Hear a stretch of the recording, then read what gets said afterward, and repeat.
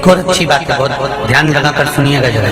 जितने आस्था चैनल पर सुन रहे हो, यूट्यूब पर सुन रहे हो, फेसबुक पर सुन रहे हो या इस पंडाल में श्रवण कर रहे हो, बहुत सावधानी से ध्यान दीजिएगा। कभी श्रावण महीने में अगर आप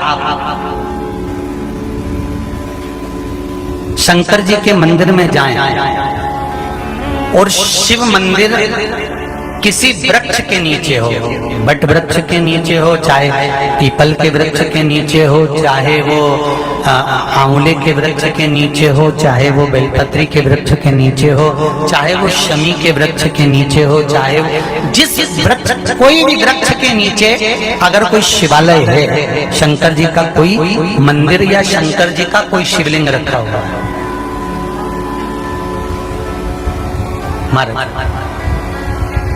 तो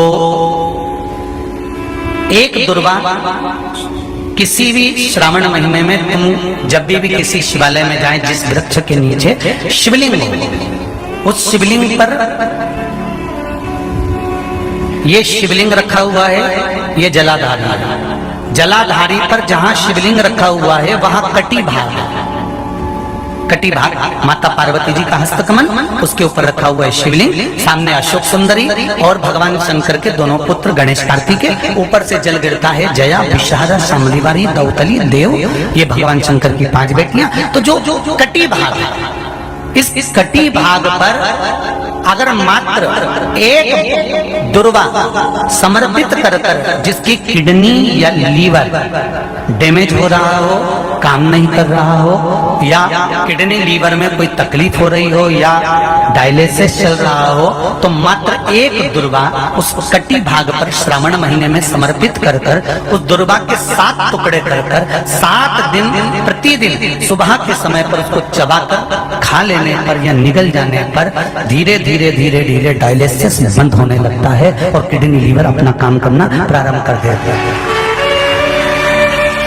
दुर्वा कोई साधारण नहीं है। विष्णु पुराण में, पद्म पुराण में, अग्नि पुराण में, नर्मदा पुराण में, शिव महापुराण के अंतर्गत दुर्वा की महत्वता है।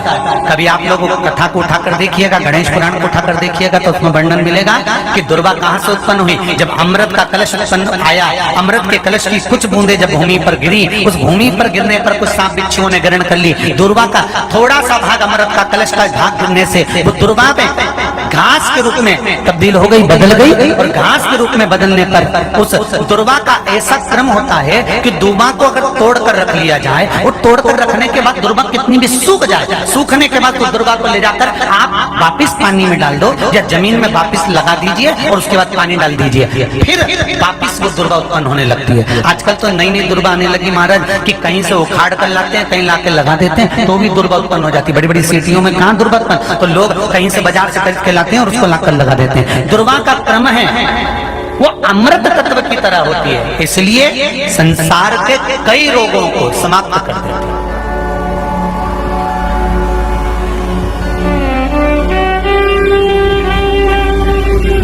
कई रोग,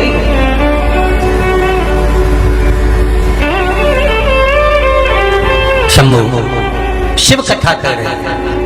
देवऋषि नारद ने पूछा, मेरे जाने के बाद ये लीपन क्यों करा गया, मेरे जाने के बाद ये गंगा जल क्यों छिड़का गया। कहा तुम नुगरे हो। नुगरे क्या मतलब, तुमने गुरु मंत्र नहीं लिया। देवऋषि नारद को हंसी आ गई। नारद जी मुस्कुरा कर बोले, हंस कर बोले कि मेरे तो खुद दुनिया भर का गुरु हूं, मुझे गुरु मंत्र की क्या जरूरत है।